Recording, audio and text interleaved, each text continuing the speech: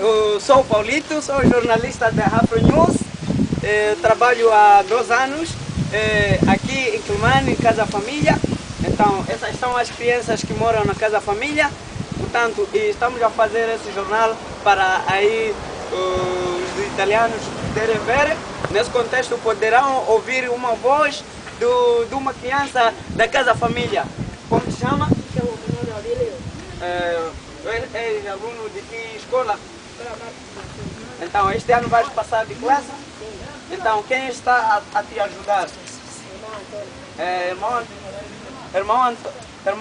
Irmão Frei Antônio. Nesse contexto, eu posso falar com ele? Sim. Onde é que ele está? Estava na Itália.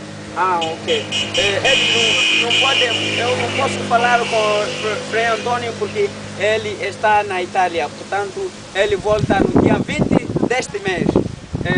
Eu termino com o jornal, nesse contexto, Afro News. Paulito a trabalhar para Afro News. Obrigado.